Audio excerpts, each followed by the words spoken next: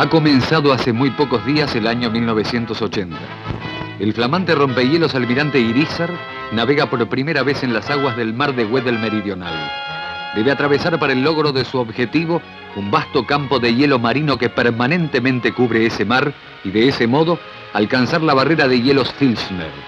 Está siguiendo las antiguas rutas que navegara el ya inactivo y glorioso rompehielos General San Martín durante 25 años consecutivos.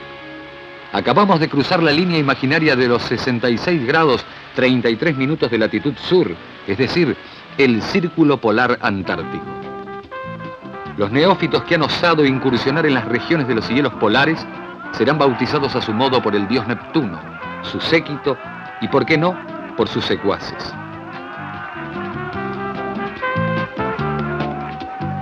Sin duda alguna, es la gran fiesta de a bordo que festejan con más regocijo los veteranos, que ya han pasado por estas delicias. Ni el comandante conjunto antártico, la máxima autoridad, podrá eludir esta ley del mar.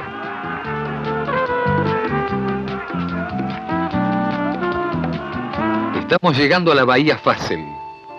Cerca de allí nos esperan para ser relevados los hombres que han pasado el año 1979 en la base del ejército Belgrano II. Otros ocuparán durante el año que se inició sus respectivas responsabilidades. Nos hallamos cerca de los 77 grados de latitud a solo 13 grados del Polo Sur. La base será abastecida y su personal relevado exclusivamente con un puente aéreo en sucesivos vuelos de helicópteros.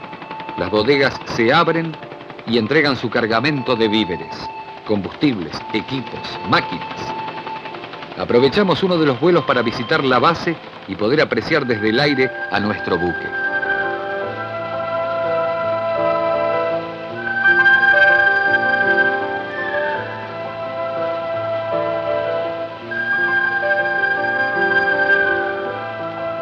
Establecida en febrero de 1979, Belgrano II se halla ubicada sobre una de las pocas rocas que afloran sobre el hielo y la nieve que nos rodea y más allá del horizonte visible. Esas rocas o manchas oscuras al descubierto, en medio de esa blancura, se conocen como nunataks. Y estos, donde estamos, son los nunataks Bertrab.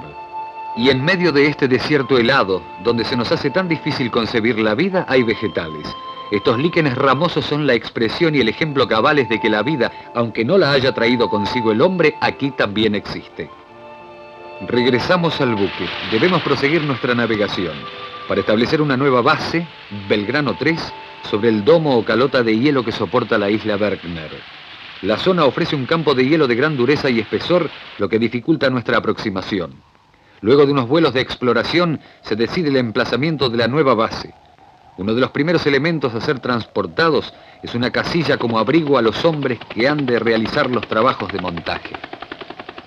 Mientras las condiciones meteorológicas lo permitan, durante las 24 horas se transporta en forma ininterrumpida todo lo necesario: instalaciones, víveres, combustibles, es decir, todo aquello que permitirá trabajar y subsistir al puñado de hombres que quedarán allí un año aislados físicamente del resto del mundo.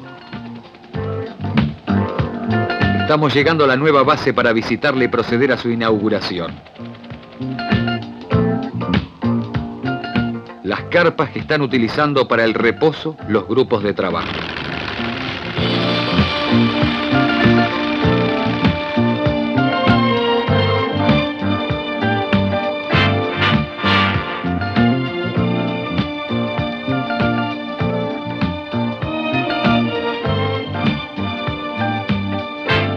Las palabras de las más altas autoridades presentes inician oficialmente una nueva etapa polar.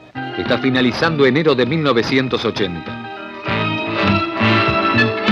Volvemos sobre la ruta que nos trajo a la ya activa base Belgrano III, navegando hacia el este. Se procederá a la clausura de la primitiva base General Belgrano luego de 25 años de actividad constante. Los integrantes de la última dotación que invernó en la vieja base General Belgrano se apresta a regresar a Buenos Aires. Han llegado al frente de la barrera de hielos para darnos la bienvenida. En un helicóptero nos trasladamos hasta la base que se halla aproximadamente a un par de kilómetros en dirección sur.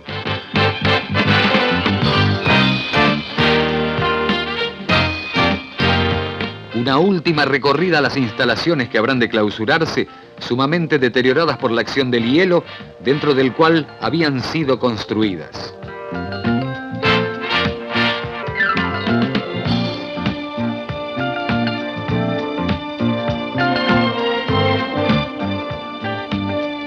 El general Pujato, fundador de esta base, levantó esta cruz en aquel entonces como símbolo inequívoco de nuestra fe. El general Leal, comandante de la expedición que 10 años después alcanzó el Polo Sur en una travesía memorable, nos acompañó en esta etapa plena de emotivas evocaciones. Las palabras del capellán del almirante Irízar en la ceremonia de clausura.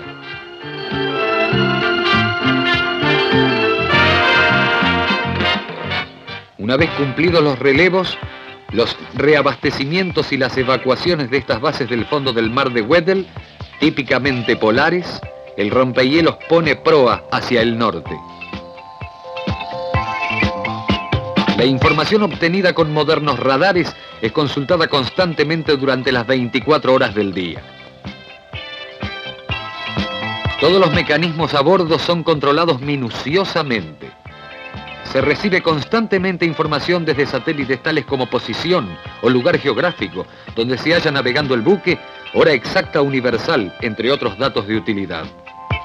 En el rompehielos Almirante Irízar existe una oficina de meteorología que está trabajando permanentemente. Se reciben para su interpretación inmediata fotografías tomadas por satélites meteorológicos. Las informaciones volcadas en mapas y gráficos especializados deben manifestar el esquema meteorológico lo más completo posible para permitir elaborar eficazmente los pronósticos del tiempo, de suma importancia para poder operar con el mínimo de riesgos en la región más tormentosa del planeta.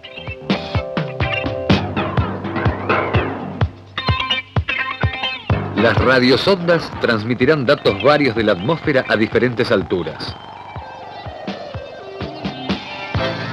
No dejan de ser constantes también a bordo los trabajos de hidrografía y oceanografía. Personal de la Dirección Nacional del Antártico, en barca Almirante Irízar, realiza tareas de investigación relativas al agua de mar. El espectáculo inusitado navegando de noche entre los hielos polares del mar de Weddell septentrional. La luna, la gran invitada de esa noche.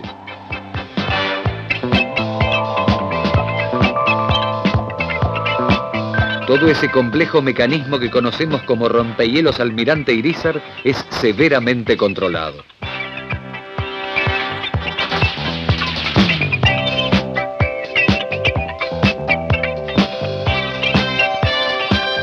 En la sala de los motores el calor y el ruido son infernales. El taller mecánico es amplio, completo y moderno.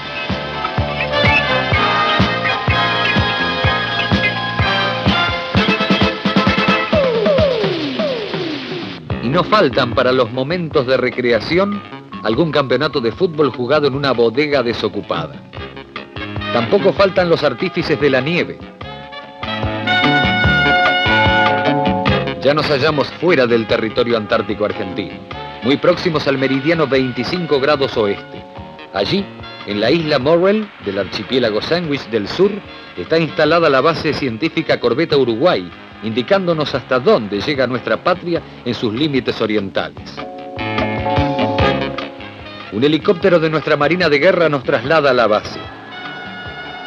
La isla es parte de un volcán cuya caldera inundada por el mar estamos sobrevolando.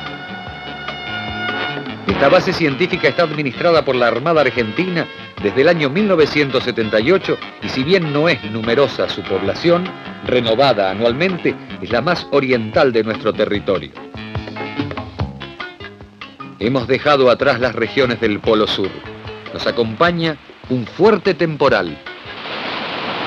Afortunadamente, este buque está provisto de un juego de estabilizadores, algo así como las aletas laterales de los peces, que cuando es necesario se las extrae para así evitar, o por lo menos reducir notablemente, el balanceo de una banda a la otra, llamado rolido. En presencia de hielo marino, no se los usa para evitar su deterioro. Además, La capa de hielo que cubre el mar tranquiliza las aguas de superficie. Navegando el canal de Beagle, llegamos a Bahía Ushuaia. Bajarán a la ciudad más austral del mundo, quienes deban regresar inmediatamente a Buenos Aires por vía aérea.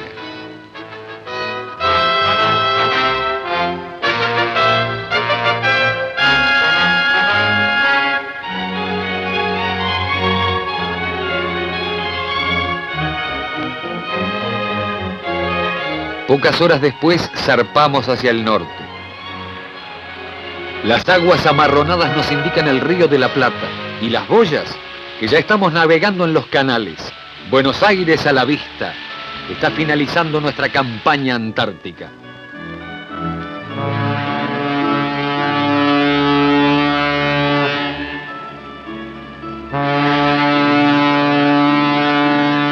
El reencuentro con los familiares, con los amigos, con los seres queridos. La primera de las campañas antárticas del flamante rompehielos Almirante Irízar se ha cumplido. Será digno sucesor del rompehielos General San Martín en su gallardía, en su tesón, en su gloria.